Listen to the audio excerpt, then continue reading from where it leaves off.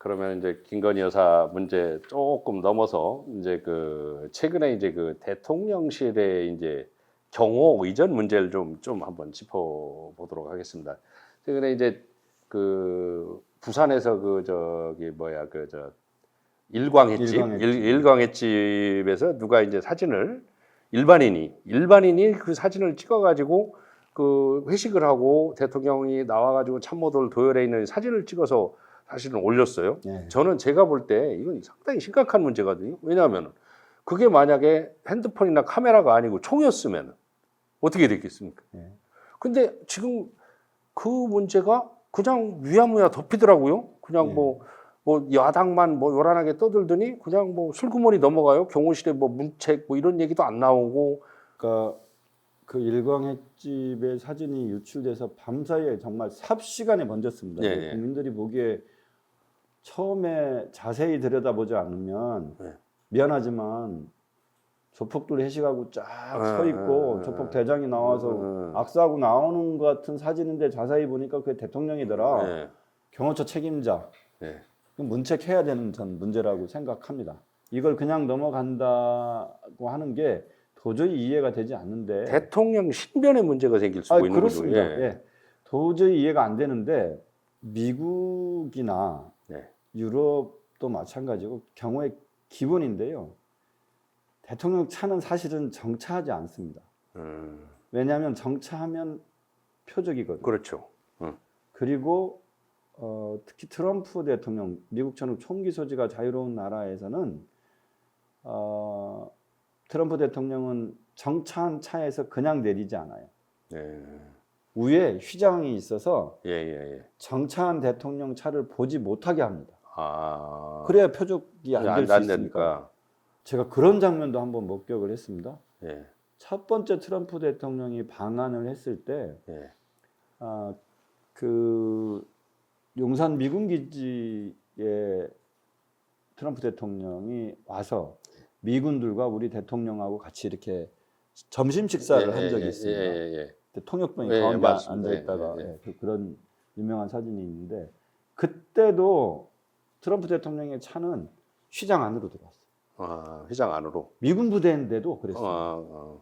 뭐 어디서 뭐 누가 나올지 모르는 거니까. 그리고 저희가 처음 이제 첫 번째 취임하고 첫 번째 순방이 미국이었는데요. 워싱턴의 블레어하우스에 묵었는데 백악관 바로 건너편에 있기 때문에 치안이나 이런 건 가장 좋은 지역이죠. 그런데 우리 대통령 차도 블레어하우스 정문에 내려서 들어갈 거 아닙니까? 그 정문에는 휘장이 쳐져 있습니다. 밖에서는 못 봅니다. 내리는 장면은. 그렇죠. 예. 그런데 그 일광횟집 사진을 잘 보시면 장관들, 참모들, 시도지사들이 일렬로 도열해 있고 대통령 한 명씩 악수하면서 이렇게 나왔단 말이에요. 그건 정말 상상할 수 없는 의전과 경호의 대열이에요. 그거는 이제 정말 나쁜 마음을 먹은 사람이 있으면 그냥 대통령을 표적에 그냥 노출시키는 거거든요. 보통 그럴 때는 안에서 다 인사를 하고 대통령은 이 대통령 차량과 경호원들이 둘러싸인 채에서 나오자마자 차를 타고 가는 겁니다. 그렇죠. 그래야 정상이죠. 위험을 최소화할 수 있기 때문에 앞에 휘장은 못 치더라도 그렇게 하는 거거든요. 그리고 도청 문제는 당연히 그 대통령실의 도청과 보안에 대한 책임이 경호처에 있기 때문에 경호처장 잘라야 됩니다. 아니 이제 이게 청와대를 놔두고 용산으로 대통령실을 옮기면서 충분히 예견된 일이고 뭐 그 이번에 도감청 사건이 불거지면서 영상으로 돌았던 것이 여야 가릴 거 없이 도청 감청에 대한 문제를 지적을 했습니다. 대통령실로 옮긴다고 할 때. 사실 기존의 청와대 건물은 오랜 노하우가 있어서 기본적으로 도감청 방지 장치가 다 되어 있죠. 그 건물에. 되어 있고 우리는 휴대전화를 통한 휴대전화 해킹을 통한 도청이나 감청이 염려되어서 대통령이 주재하는 회의를 들어갈 때는 밖에 휴대폰을 다 놓고 들어갔죠. 그리고 이제 뭐 아시다시피 이 창문 떨림으로 얼마든지 대화를 얼마든지 하면서 대화를 감청할 수 있다고 하기 때문에 이제 그런 것들이 기존 청와대 간부는 다 되어 있던 거고 특히 NSC는 벙커 지하이기도 지하로 하고 들어가잖아요. 그거는 근데 그런 그걸 거에서 도청이 됐단 말이죠. 그러니까 대통령실 NSC가 도청을 당한 거니까요. 네. 근데 이번은 이제 도청이라고 하는데 이제 감청은 무언가 전파를 쏘거나 이 특수한 이 소리 수집기를 통해서 대화하는 거를 듣는 걸 말하고 도청은 이제 뭔가 기계를 심어놨다는 거죠. 그러니까 NSC에 도청할 수 있는 장치를 미리 심어놓은 거죠. 심어놨다고 봐야 되는 거죠. 그러니까 그 공사하는 과정에서 뭐가 들어갔다는 얘기.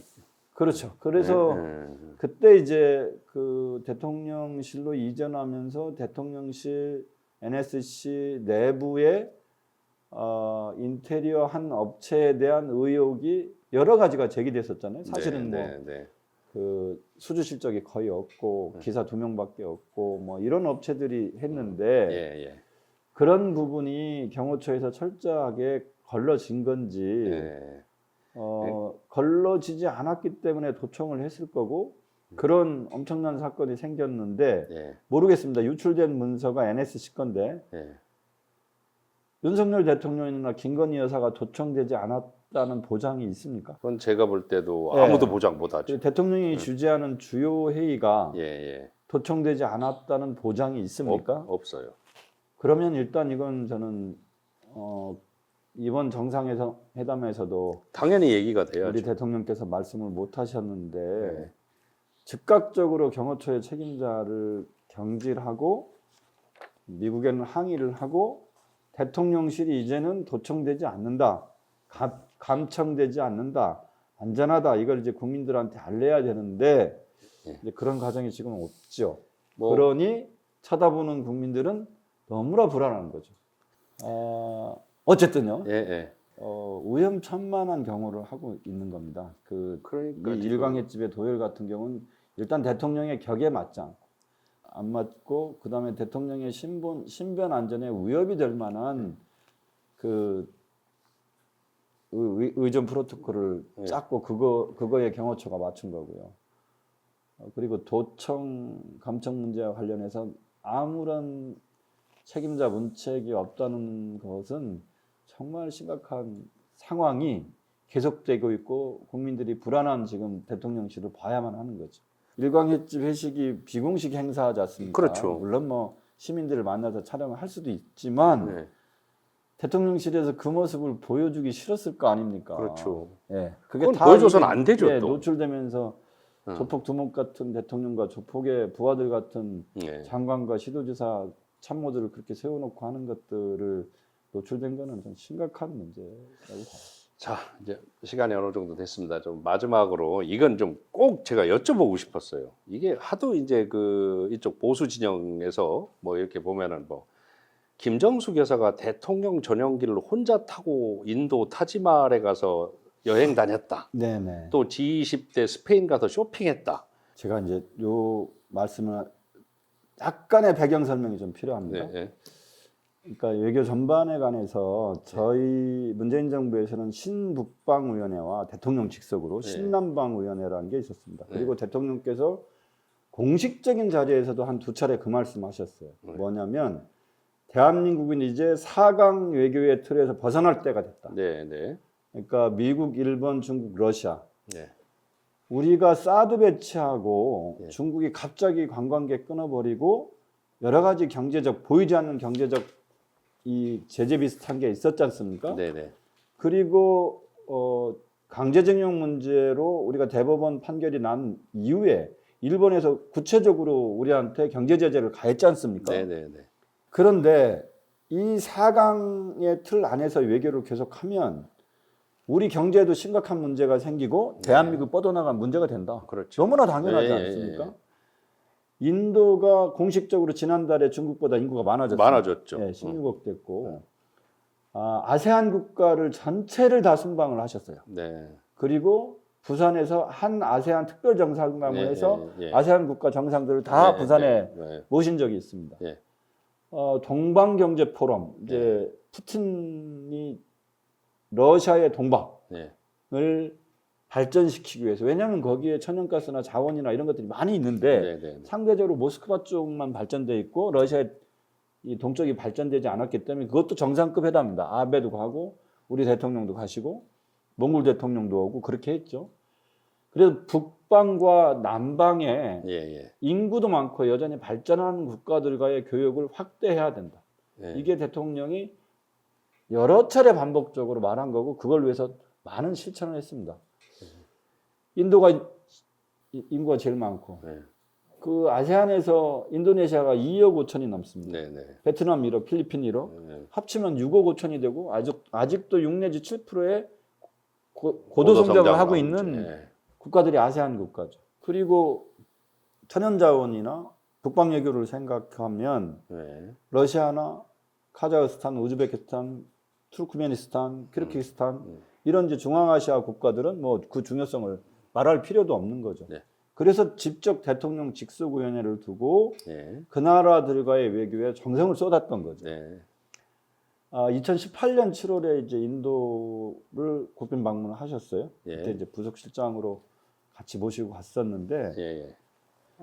그때 이제 인도의 모디 총리께서 예. 뭐 극진한 환대를 해주셨죠. 그렇게 하고 세계 3대 축제라고 합니다. 디왈리 축제, 힌두교 축제죠. 예. 힌두교 인구가 워낙 예, 많으니까 예. 비태 축제라고도 하고 그 디왈리 축제에 우리 대통령께서 오셨으면 좋겠다 이렇게 초청을 한 겁니다. 대통령을 초청을 하신 거군요. 그리고 이제 혹시 허황우라고 아실지 모르겠는데 그 김해의 김수로 왕, 가락국의 시조인 김수로 왕의 부인이 인도에서 온 공주예요. 예, 맞습니다. 네, 그리고 지금도 그 허황우의 그 묘가 네. 김해에 남아 있습니다. 예, 있습니다. 있거든요. 그래서 그 디왈리 축제 할 때 인도에서 허황우 기념 공연을 만들 거다. 그 행사에 대통령이 와주셨으면 좋겠다라고 했는데 못 갔어요. 대통령 일정이 이제 도저히 갈 수가 없었고 인도에서 그러면 김정숙 여사가 오시면 안 되겠냐 이렇게 요청을 한 겁니다. 요청이 와서 가신 거군요. 요청을 한 거고요. 예. 이제 그 모디 총리하고 우리 대통령하고 이제 아주 이제 그러면서 가까워졌는데 7월에 순방했는데 9월 초쯤인가 모디 총리께서 모디 자켓이라고 유명한 그 인도에서 유행하는 옷이 있습니다. 그 자켓을 선물로 어느 날 보내오셨어요. 근데 이제 그런 게 저는 소통이라고 생각하는 대통령께서 어느 날 잠깐 와보지 그러더니 요거 내가 입을 테니까 사진 좀 찍어봐. 그러니까 3번인가 4번을 보내셨는데 한 번씩 착용하고 사진 찍고 해서 모디 총리에게 영어 트윗을 날렸습니다. 대통령께서 직접요? 이제 저기 내용을 써가지고 디지털 소통센터에서 한 건데 청와대에 있는 그렇게 끈끈하게 하셨죠. 그러고 이제 대통령 오시라고 했는데 우리 대통령이 안 돼서 여사님이 간 거고 그래서 가신 거고요. 그리고 우리 여사님이 가셨지만 모디 총리가 직접 여사님을 마주해서 환담도 같이 해줬습니다. 총리께서 직접. 근데 그리고 타고 가신 비행기가 흔히 하는 에어포스 1이 아니에요. 대통령 전용기가 이제 1호기가 있고 2호기가 있는데 이 2호기는 한 40년 됐습니다. 1985년 산이고 한 40명 정도 탈 수 있는 작은 비행기예요. 1호기를 타고 쌩 간 게 아니고요. 대통령이 타는 순방할 때 타는 그게 아니고 이제 1985년에 만들어진 40년 된 2호기를 타고 중간에 한번 기착해서 인도로 간 거예요. 그리고 이제 모디 총리께서 직접 초청하셨고 여사님을 해준 거죠. 1호기를 타고 간 게 아니라 이제 2호기를 타고 가신 거고요. 하나만 더 여기서 아까 이제 4강을 벗어나서 우리의 경제 영토, 그 한류를 포함한 문화 영토 이런 거를 하기 위해서 신남방, 신북방, 인도와의 교류를 적극적으로 대통령께서 했는데 또 하나 그렇게 했습니다.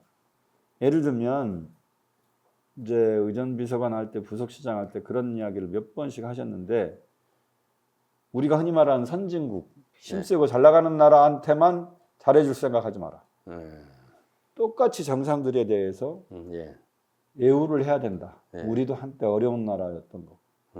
그리고 그 정상 간의 관계에서도 사람의 관계가 중요하기 때문에 내가 시간이 허락되는 한 개인적인 친교, 예. 그분의 관심사 이런 거를 함께 볼 수 있는 시간을 마련해 달라. 이게 대통령의 요구였어요. 그래서 기억하실지 모르겠지만 스리랑카 대통령이 한번 오신 적이 있는데 네. 우리는 이제 공식 환영식과 정상회담 이런 것만 신경을 썼는데 스리랑카 대통령 전체 일정을 한번 보시자고 하더니 그 중에 이제 스리랑카가 불교 국가니까 예.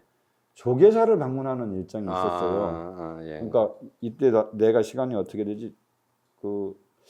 공식 외부 일정이 없습니다. 그러니까 그럼 내가 갈게.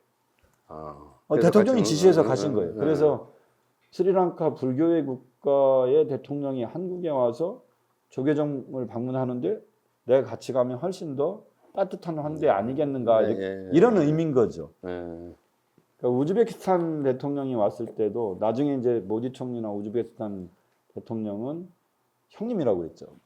대통령한테 이제 그런 정도로 가까워졌는데 그때도 전체 일정을 한번 보자 하시더니 그러면 요 시간대에 국립중앙박물관에 가면 우즈베키스탄에 있는 이제 고구려 사신도인가요? 고려 사신 그 그림이 벽화가 남은 게 있고 남아 있는 게 있고 그거를 용산에 있는 국립중앙박물관에 재현해 놓은 관이 따로 있어요. 그러면 우즈베키스탄 대통령 괜찮으시면 나랑 그걸 좀 보자고 해. 그 대통령이 직접 제시한 겁니다. 그래서 이제 우즈베키스탄 대통령하고 함께 갔죠. 그 뒤로 우즈베키스탄 대통령이 계절마다 선물을 보내오셨죠.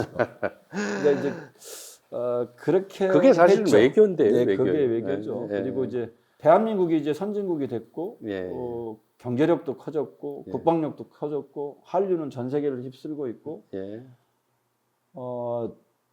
훨씬 더 당당하고 주체적으로 우리의 외교를 가도 될 때 아닙니까? 그렇죠.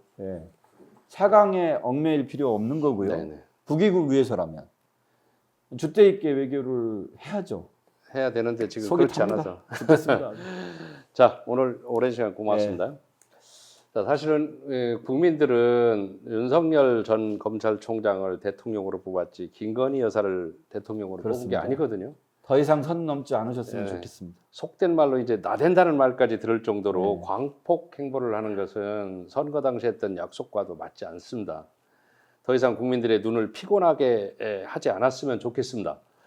국민들은 영부인의 화보 보기를 원치 않아요.